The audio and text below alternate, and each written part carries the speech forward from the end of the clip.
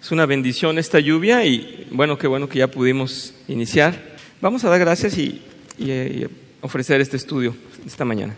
Señor, te agradecemos por nuestras vidas, por la gracia que has derramado sobre nosotros, porque nos has comprado, nos has llamado como tus hijos y aquí estamos, Señor, con gozo, y queremos comentar de tu palabra y convivir con nuestros hermanos, exaltarte, adorarte tu día.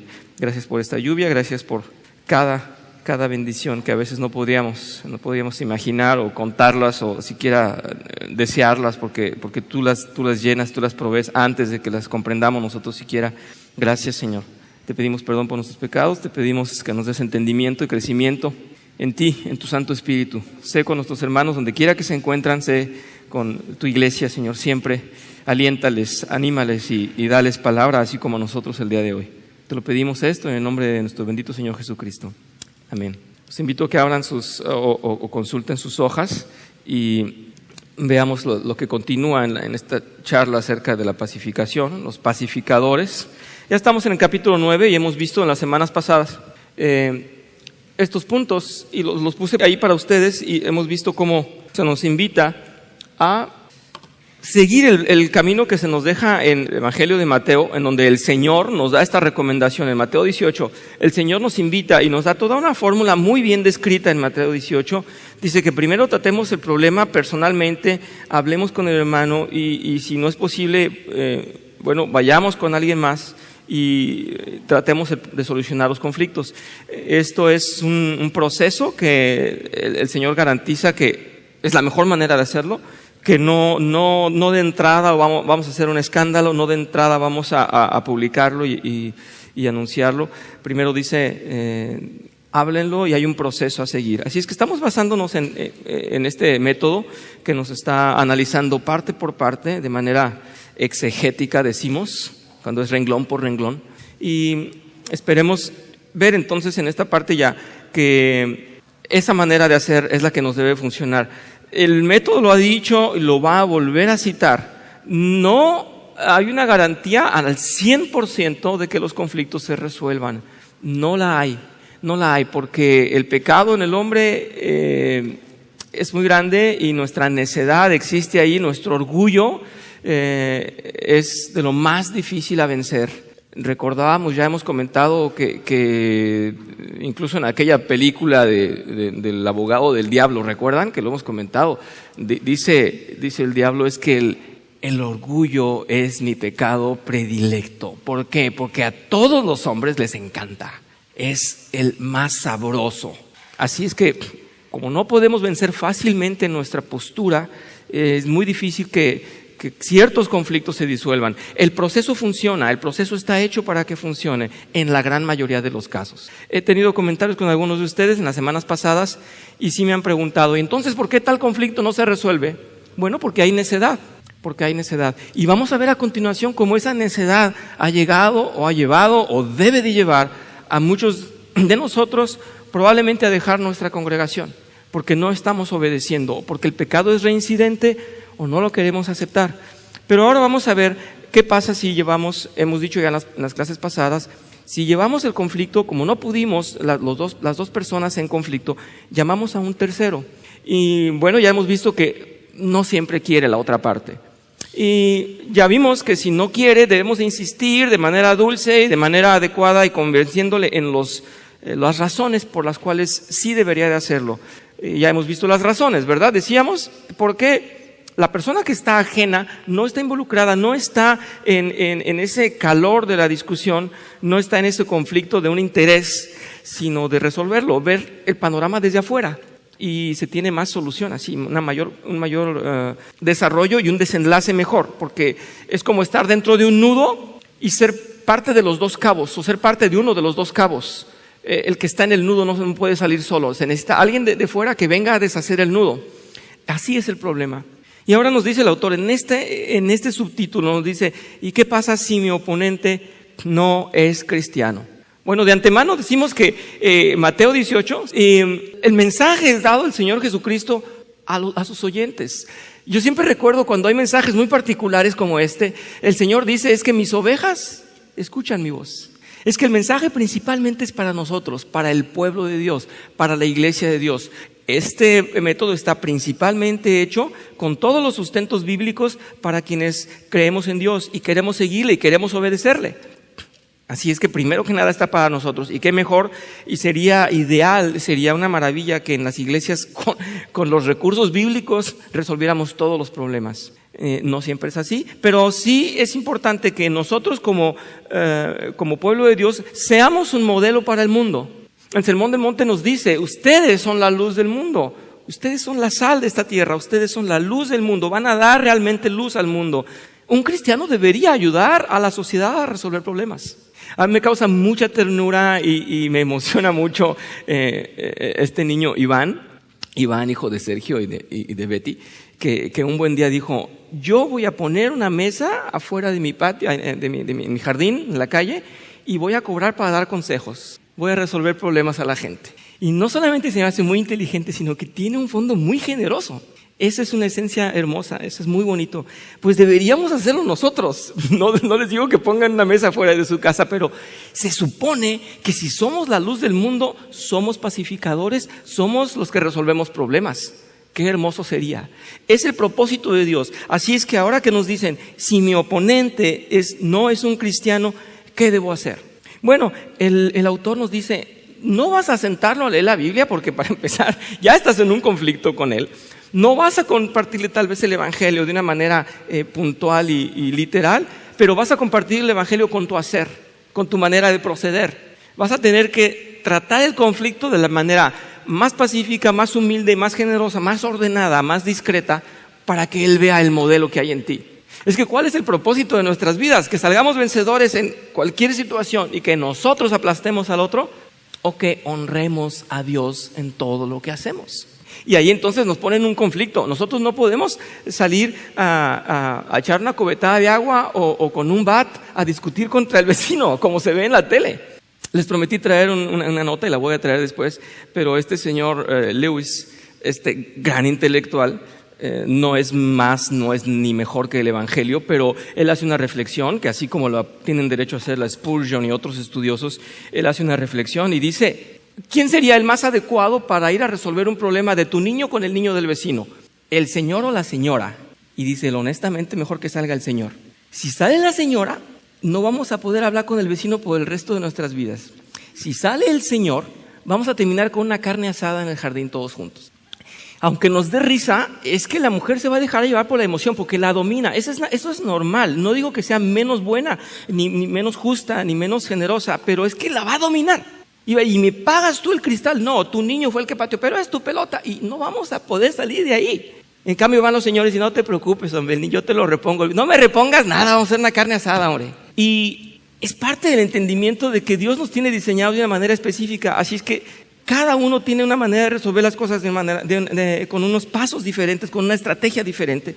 Y aquí nos va a decir: bueno, si no es un cristiano, al menos lleva un proceso decente. Vamos a leer lo que nos dice en esto: si mi oponente no es un cristiano. Dice: los principios básicos del tercer paso, o sea, de llamar a otro a involucrarse, dice, también pueden aplicarse cuando la otra persona no profesa ser un cristiano.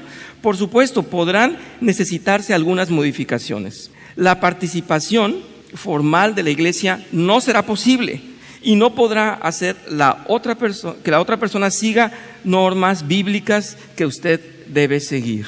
Es decir, no le podemos decir: bueno, pues voy a hablarlo con mi pastor.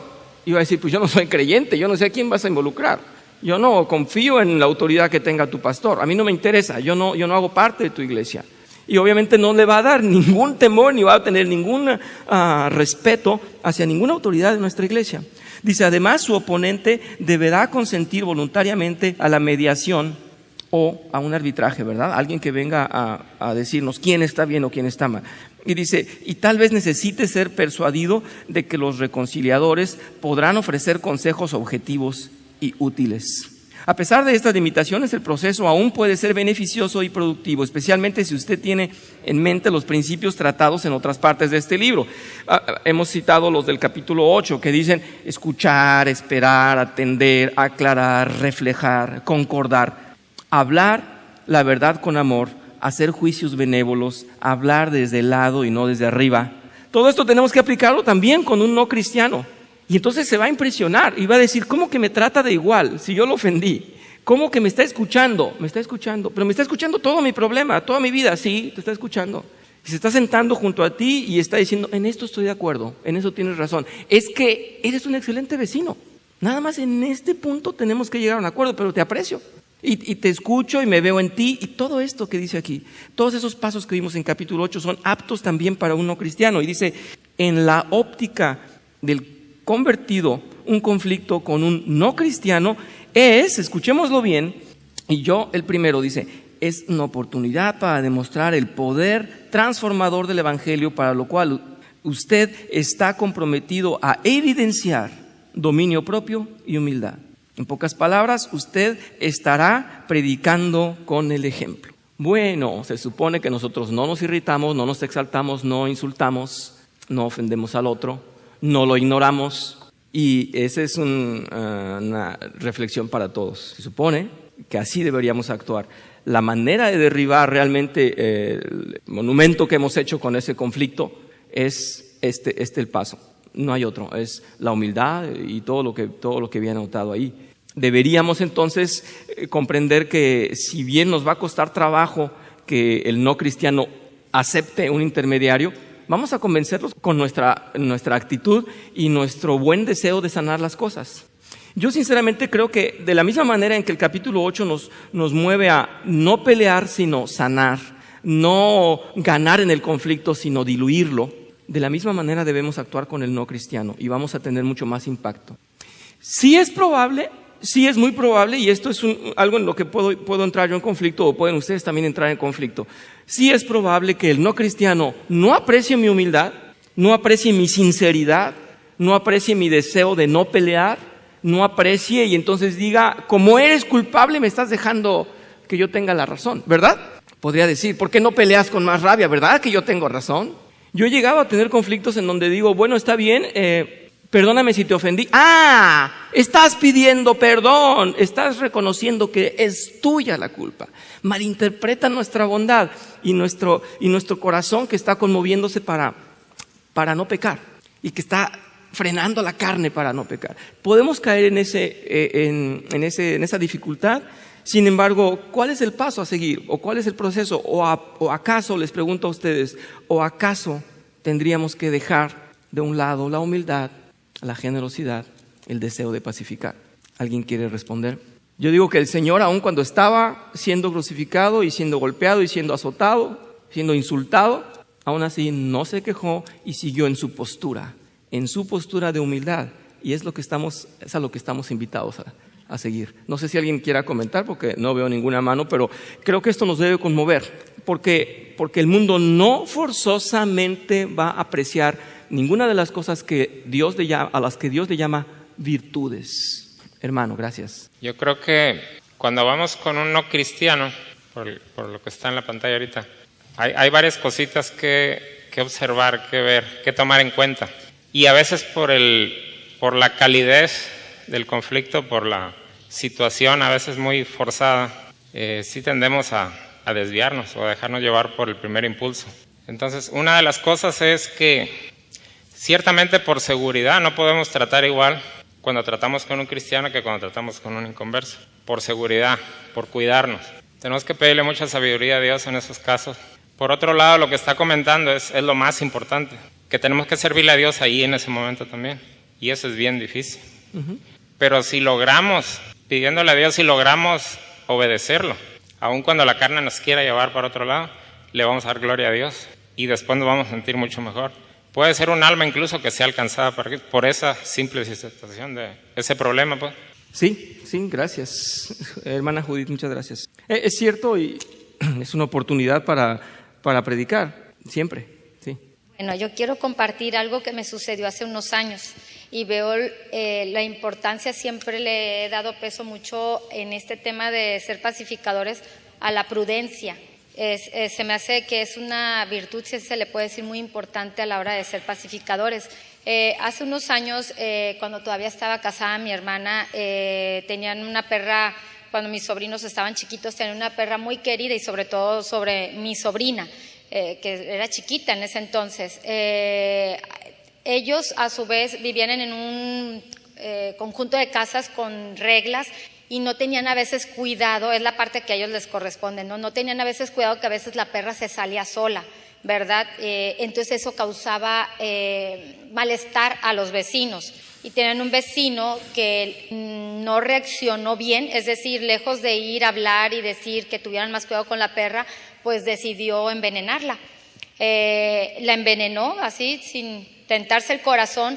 Obviamente, hasta la fecha, ni mi hermana, ni mis sobrinos, ni en ese entonces el papá de mis sobrinos se enteraron que él fue. Hasta la fecha no saben que él la envenenó, pero yo sí supe.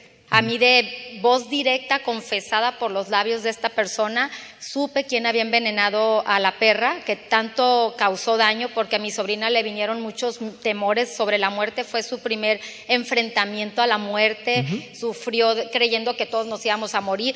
Realmente hubo un daño fuerte. Sé la responsabilidad que tenía mi hermana y su familia con la perra y que no tomaron cuidado, pero también estaba la otra parte. Yo decidí por prudencia, esto fue hace muchos años, no decir, o sea, callarme a pesar del daño que hubo, callarme porque yo sabía que si yo decía en un arrebato del enojo que me causó ir a decirles, yo sé quién mató a la perra, eso iba a desembocar en un problema porque mi cuñado era de tomar venganza, era de tomar ese tipo de reacciones. Entonces yo dije, si le comunico que sucedió esto, que el vecino de al lado le envenenó la perra, esto va a ser algo catastrófico. Pues hasta la fecha ellos no saben quién envenenó la perra. Yo me lo guardé. Bueno, yo pido a todos que aquí que no vayan a decir que la perra... Bueno, no saben quién es mi hermana, creo, y no saben quién fue el vecino de aquellos años, de hace 10 años. No creo lo sepan, Paco, pero bueno. Pero podemos investigar, o sea... Bueno, lo que quiero decir es que ahorita veo hacia atrás y veo lo importante que es guardar la prudencia en casos de esos. Sí. No sé si actué correctamente, no sé si fue mi labor haber ido con el que la envenenó y haberle dicho ve y pide disculpas. O sea, no te sé decir porque eso sucedió cuando yo todavía no era estudiosa de esto, pero sí veo que a veces la prudencia es muy importante. Muchas gracias por ese testimonio. Muy bueno, yo creo que nos ilustra mucho de lo que podemos vivir. Y yo estoy seguro que en la vida de cada uno de nosotros hay conflictos. Es que conflictos hay diarios y la manera de tratarlos pues se va puliendo. Ahora que usted dice no sé cómo debía haber hecho, yo tampoco lo sé. Yo creo que son cosas que desgraciadamente ya pasaron. Sí es bueno hacer un análisis y reflexionar y en la honestidad pedir a Dios siempre esta claridad de las cosas, sabiduría, entendimiento, discernimiento. Pero la ventaja que tenemos es que cada día podemos hacer las cosas mejores y podemos arrepentirnos y si aún hay un conflicto con alguien, podemos ir a pedirle perdón, aunque haya pasado mucho tiempo. Si existe, quiero decir, si existe todavía el conflicto. Y sí, habemos muchos que podemos actuar de una manera muy negativa en la cual ocasionamos mucho daño por simplemente reaccionar. Yo creo que uno de los grandes consejos, y yo conocí a una familia a quienes los niños, los papás siempre les decían que no había que reaccionar. Se los enseñaron desde chiquitos. Yo lo conocí cuando tenían 6, 7 años y les decían no te enojes, no te molestes, no se acaba el mundo, todo está bien, baja tu coraje. Hablaban con ellos, contaban, vamos a contar hasta 10, vamos a hablar, respira, no te molestes, se va a solucionar. Y yo dije, ¿por qué a mí no me enseñaron eso? Porque yo hice berrinche hasta ayer. Y hay muchos testigos aquí. Pues sí. Es que a lo mejor a ustedes sí se los enseñaron, pero a mí no me dijeron, no tienes que reaccionar. Es que él me pegó y yo por eso. No tienes que reaccionar. Como dicen los niños, él empezó, ¿verdad? Y ya los dos moreteados y dicen, es que él empezó. Así somos. ¿Por qué no nos enseñan desde chiquitos? Bueno, porque tal vez no nos han leído la Biblia, pero es uno de los grandes propósitos, que nosotros seamos pacificadores al mundo. Si no tienen inconveniente, vamos adelante o quieren comentar más acerca de conflictos con no cristianos y el particular hecho de traer a un intermediario. Porque al no cristiano tenemos que decirle, mira, a mí me gusta arreglar las cosas en lo personal y si no, voy con mi pastor. Pero como tú no crees, ¿a quién quieres que llamemos? Antes de ir a un proceso penal o legal o judicial, etc. Vamos entonces, si no hay otro comentario, vamos con el siguiente subtítulo que dice, y eso nos atañe a nosotros. El cuarto paso dice, dígaselo a la iglesia. Ya cuando hablamos con él, llevamos a alguien más y no se solucionó, vamos a dirigirlos a la iglesia. Dice, si su oponente dice ser cristiano y aún así se rehúsa a escuchar el consejo de los reconciliadores, y si el asunto es demasiado serio como para pasar por alto, Jesús le ordena decírselo a la iglesia. Esto no significa forzosamente, ojo aquí, pararse en el culto de adoración y ventilar el conflicto ante los miembros de la iglesia y visitantes por igual, ya que una publicidad no justificada es totalmente inconsciente con la intención de Mateo 18. ¿Sí? O sea, inconsistente, no es el propósito, de eso no se trata. Nos está diciendo apagar el fuego, ¿verdad? Calmarlo. En cambio, dice, usted debería informar al liderazgo de la iglesia acerca del problema y solicitar su ayuda para promover la justicia y la paz, haciendo que ambos respondan ante la palabra de Dios y a su compromiso cristiano, ¿verdad? Sus compromisos. Bien, quiero comentar esto. Y si alguien tiene un ejemplo o si alguien tiene algo que decir, por favor ayúdenme y participen. En algunas iglesias se ha dado que sí se exhibe a una persona que ha pecado y en algunas no. Y muchas se le piensa mucho y en muchas deciden definitivamente nunca hacerlo, lo cual tampoco es bueno. Así es que hay un consejo y hay una reflexión en donde sí quiero llevarlos. El autor es muy, muy correcto y muy delicado en esto. Dice, no forzosamente se va a exponer. Habrá problemas que solamente involucren a dos personas. Esas dos personas se tienen que arreglar. Si no se arreglan, van a ir con los líderes. O primero con un testigo y después con los líderes de la iglesia, con lo que es en realidad el centro de la iglesia. Ese orden, ese consejo de la iglesia. El punto es ese, llevarlo a las autoridades a quienes ellos están rindiendo cuentas y quienes están realmente asumiendo que merecen respeto. Para mí merece respeto cualquiera de mis líderes y mi pastor. Y obviamente todos ustedes, pero en jerarquías o en ese orden, yo sí tengo un respeto por mis líderes y mi pastor. Así es que cualquier cristiano debería tenerlo.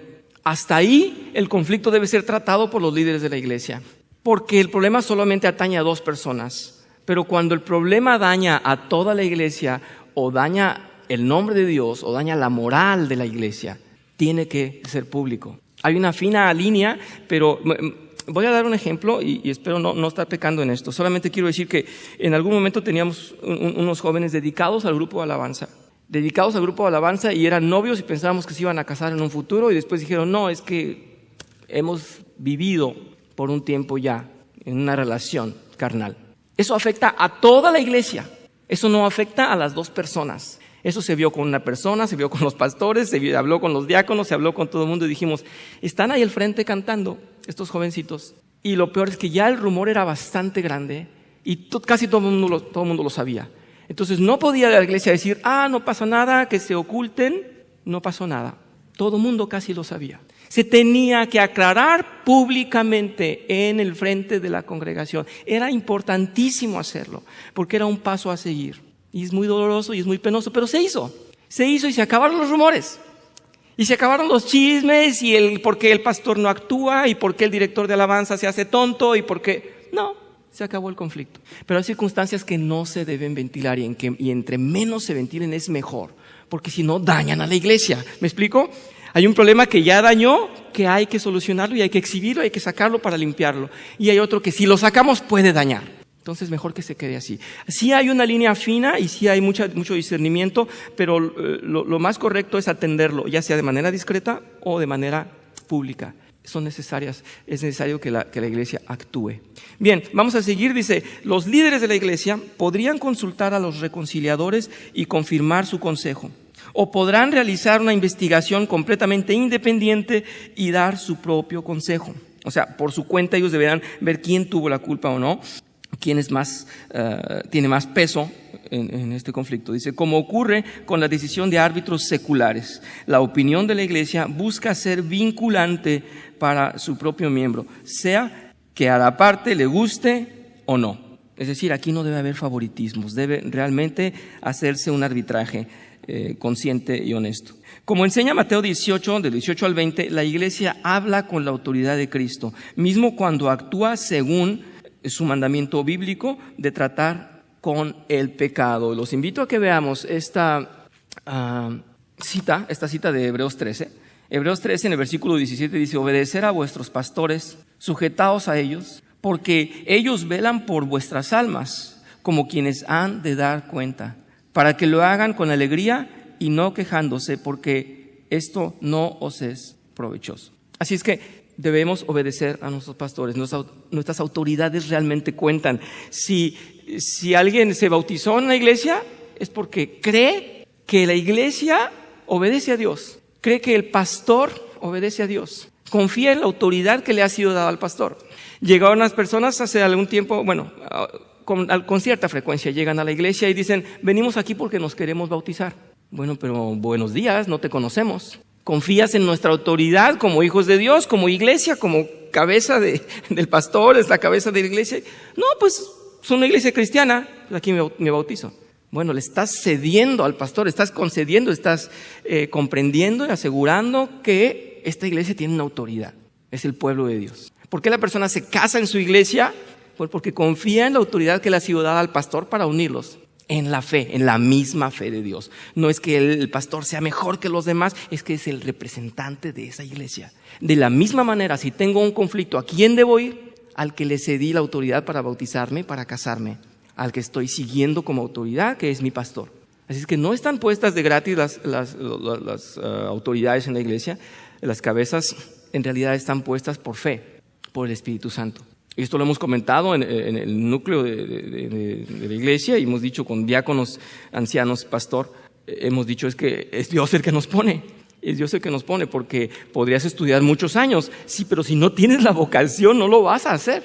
Y por el contrario, y esto también es cierto y justo, si Dios los pone, habrá quien tenga tanta capacitación de Dios y no necesariamente un estudio teológico a conciencia depurado y perfecto. Así es que ambas cosas van de la mano, pero Dios es el que las pone. Sí debemos de tener entonces en claro esto que dice Hebreos, obedezcan a sus pastores. Tenemos que estar de acuerdo en qué autoridad estoy dando.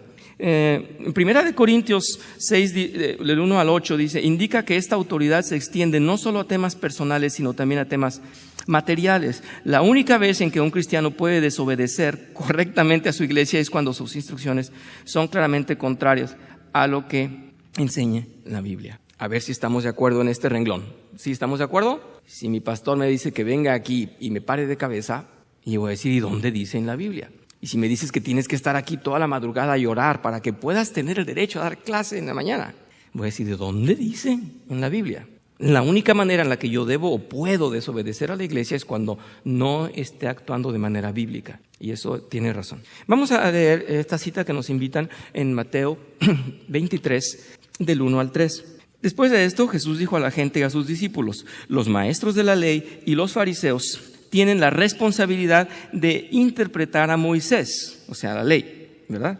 Así que ustedes deben obedecerlos y hacer todo lo que les digan, pero no hagan lo que hacen ellos, porque no practican lo que predican. Esta es una llamada de atención que estaba haciendo el Señor Jesús y estaba diciendo, estos fariseos, estos maestros de la ley, estos que sí la conocen, está bien, obedézcanlos, pero ellos no la están cumpliendo. Esta es una reprensión en realidad del Señor Jesús. Bueno, entonces el que es pastor está a la vista de todos y está siendo juzgado por todos y está siendo criticado por todos. Y sí es nuestra labor de la manera más correcta de hablar con él y decirle, parece que esto no es bíblico. Porque puede ser que tengamos razón o que no conozcamos por qué se está haciendo. Vamos al siguiente cita, y está en Hechos 4, del 18 al 20. Dice, los llamaron y les ordenaron terminantemente que dejaran de hablar y enseñar acerca del nombre de Jesús. Pero Pedro y Juan replicaron, es justo delante de Dios obedecerlos a ustedes en vez de obedecerlo a Él. Júzguenlo ustedes mismos. Nosotros no podemos dejar de hablar de lo que hemos visto y oído. Esta es la pasión de los apóstoles delante de a quién tenían como autoridad ellos, a la autoridad civil o a Dios. Su trabajo era exclusivamente eso, y la palabra apóstol es eso, un enviado de Dios, un siervo de Dios, enviado por Dios. No hay otra manera. Esa es la respuesta de ellos. Y vamos ahora a leer Hechos, aquí mismo en el libro de Hechos, pero más adelante, Hechos 5, del 27 al 32. Dice, los condujeron ante el consejo y el sumo sacerdote les reclamó, terminantemente les hemos prohibido enseñar en este nombre. Sin embargo, ustedes han llenado a Jerusalén con sus enseñanzas y se han propuesto echarnos la culpa a nosotros de la muerte de ese hombre. Es necesario obedecer a Dios antes que a los hombres, respondiendo Pedro y los demás apóstoles. El Dios de nuestros antepasados resucitó a Jesús, a quienes ustedes mataron colgándolo de un madero.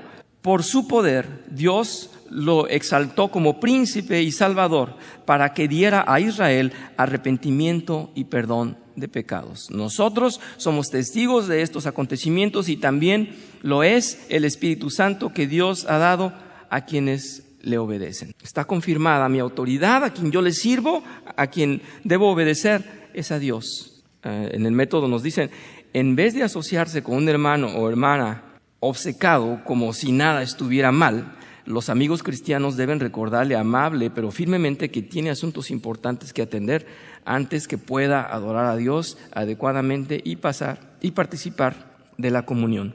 Es decir, no podemos permitir, y esto está escrito en las cartas de Pablo también a los Corintios, no podemos permitir que el pecado ahí siga.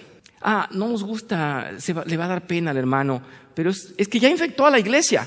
Sí, pero le va a dar pena si lo pasamos al frente. Pero ya toda la iglesia está afectada. Sí, pero mejor déjenlo así. Bueno, no quiero poner más ejemplos, pero creo que todos comprendemos cuando hay algo que en realidad nos está lastimando a todos. Ojo, a todos, no a uno o dos, porque eso se resuelve aparte. En 2 de Tesalonicenses, somos invitados a estas citas, el capítulo 3, versículo 6. Dice, hermanos, en el nombre del Señor Jesucristo les ordenamos que se aparten de todo hermano que esté viviendo como un vago y no según las enseñanzas recibidas de nosotros. Eso es muy fuerte, pero es cierto y es justo. Adelante en el capítulo 14, versículo 15 dice, si alguno no obedece las instrucciones que les damos en esta carta, denúncielo públicamente y no se relacionen con él para que se avergüence. Sin embargo, no lo tengan por enemigo, sino amonéstenlo como a hermano. Es cuando se evidencia el pecado. En 1 de Corintios, por favor, capítulo 5, de versículos del 9 al 11, dice, por carta, dice el apóstol Pablo, ya les he dicho que no se relacionen con personas inmorales. Por supuesto, no me refería a la gente inmoral de este mundo, ni a los avaros, estafadores, idólatras. En tal caso, tendrían ustedes que salirse de este mundo.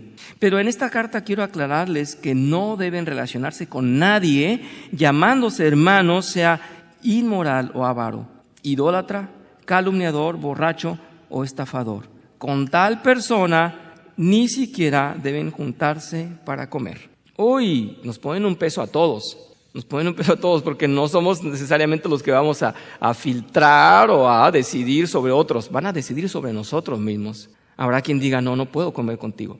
Bueno, pues se supone que deberíamos tener una moral al menos al límite de esto y que no estuviera así de espantoso. Esto es demasiado, ¿verdad?